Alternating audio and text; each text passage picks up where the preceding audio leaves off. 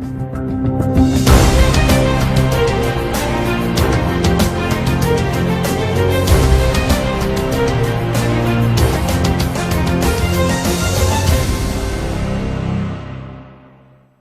Guillaume. Bonjour, monsieur le journaliste. Je rappelle que vous êtes journaliste à la chaîne Bossolo. Voilà. Aujourd'hui, le monde célèbre la journée internationale de la liberté de presse. D'abord, nous voulons savoir quel rôle joue un journaliste. Bon, d'entrée de jeu, je salue déjà tous les professionnels de médias. Aujourd'hui, le monde est en train de célébrer la journée internationale de la presse, de la liberté de la presse, il faut le préciser ainsi. Si il faut répondre à cette question si importante qui se veut de dire le rôle que joue la presse dans une société, ou plutôt le journaliste dans une société. Mais déjà, il faut comprendre que le journaliste, c'est un monsieur qui s'engage au nom de la nation, au nom de la société, pour révéler ce qui est caché. Donc, la voix est sans voix. Voilà, aujourd'hui, comme tantôt je le disais, c'est la journée internationale de la liberté de presse. Est-ce que cette journée est célébrée ici au pays? Bon, la journée est célébrée, mais moi je dirais que le problème n'est pas de la célébration de cette journée au sein de notre pays. Quelles sont les répercussions qui en découlent de cette célébration? Parce que ce n'est pas la première célébration que l'on assiste. Donc, les Congolais ou la société congolaise n'assistent pas à la première célébration, mais à une unième célébration. C'est qu'il y a eu plusieurs célébrations de cette journée au sein de ce pays, mais qui n'ont rien changé. Ah, voilà, il y a de cela 6 mois, 7 mois passés, il y a eu une assise où on a essayé un peu de faire le toilettage de ce métier de journalisme. Est-ce qu'aujourd'hui on peut dire qu'il y a eu vraiment des avancées? Parler des avancées, c'est faire ce travail selon qu'il est demandé ou recommandé. C'est par là où on se dira que les assises qu'il y a eu autour de ce que j'appellerais les états généraux de la presse.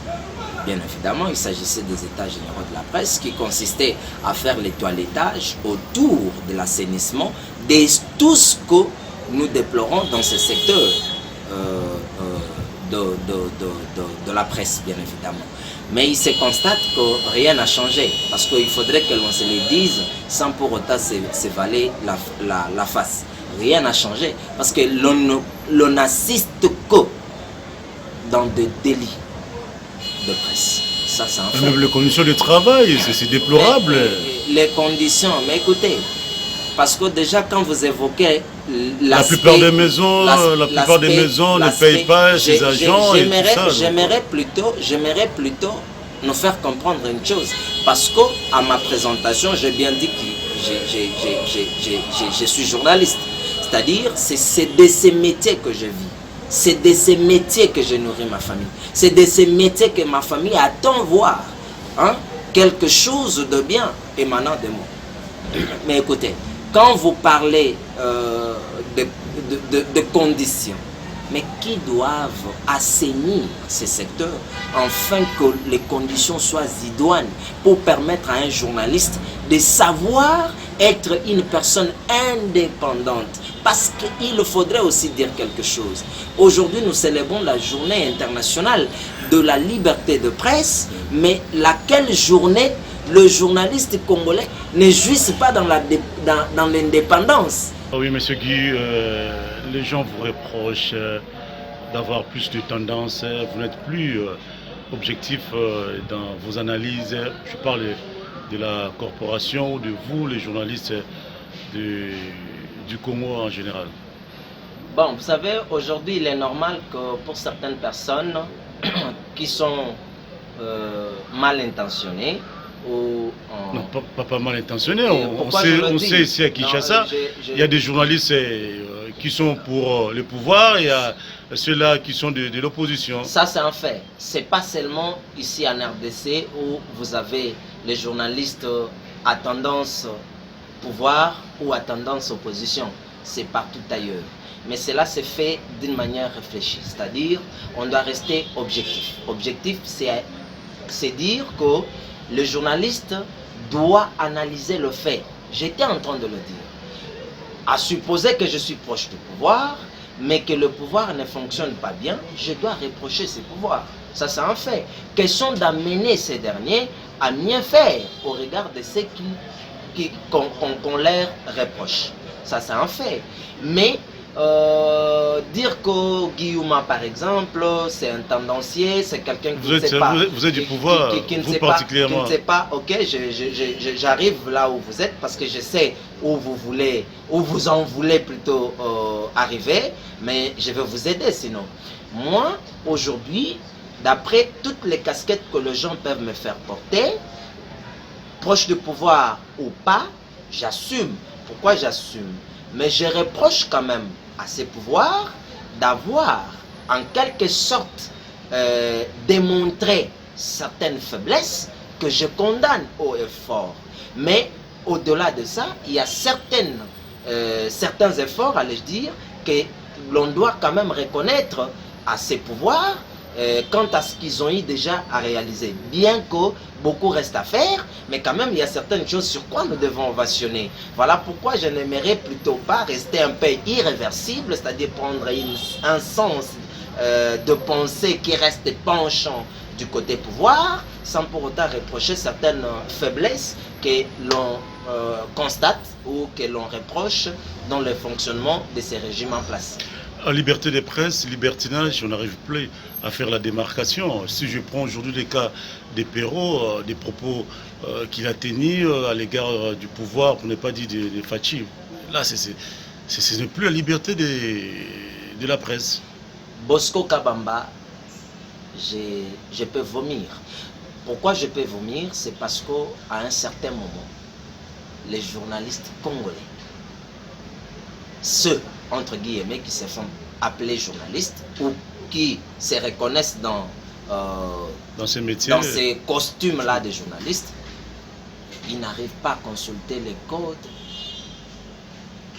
et la déontologie éthique de cette profession. Parce que chaque profession est régie par un code de déontologie. Et il y a aussi une éthique. Mais le confrère, c'est un professionnel, c'est quelqu'un qui a étudié. Bon, je ne suis pas sur la personne. Je ne suis pas sur la personne. Je ne suis pas sur la personne de Pierrot, d'après Perrault plutôt, d'après tout ce qu'il représente, professionnel ou pas, chevronné ou pas, ça ne me concerne pas. Mais restons du professionnalisme, c'est ça, c'est le propos, c'est-à-dire la liberté, le libertinage, c'est ça. J'arrive. Quand vous parlez du professionnalisme et que vous reconnaissez un certain professionnalisme dans le chef de cette personne citée, entre guillemets, Perrault, mais d'après ce qu'on lui reproche, c'est-à-dire les propos qu'il a tenus, où serait son sens professionnel? Je dis, aucun. Il n'a pas prouvé que c'est un professionnel. Parce qu'un professionnel, c'est celui-là qui doit respecter la vie privée. Parce qu'on nous dit que la vie privée est sacrée. Comme la vie privée est sacrée, je ne vois pas un professionnel de médias, un journaliste de surcroît, se mettre à parler de la vie d'un individu d'après ce qui concerne sa chambre. Ça, quel rapport? Dis-moi, est-ce que cela a rapport, le rapport plutôt avec la gestion de la chose publique? Non, reprochons à Félix la gestion de la chose publique. Ne reprochons pas à Félix pour le fait d'avoir 5 femmes, 10 femmes. Je ne vois pas où la Constitution condamne. Ça peut aussi influencer dans la gestion des pays. Mais attends, quand vous avez un président qui n'arrive pas à bien gérer son foyer et tout ça, quand un journaliste arrive à dénoncer ça, bon, mais attends, vous allez dire qu'il a touché sa vie privée, comment? Revenons. Bosco Kabamba, vous et moi, nous avons une vie privée à préserver, n'est-ce pas? N'est-ce pas? Nous avons une vie privée et notre vie privée ne peut jamais être étalée sur la place publique. Dites-moi. Mais quand on assume des responsabilités, quand on n'est plus dans cette vie privée-là que vous voulez faire allusion.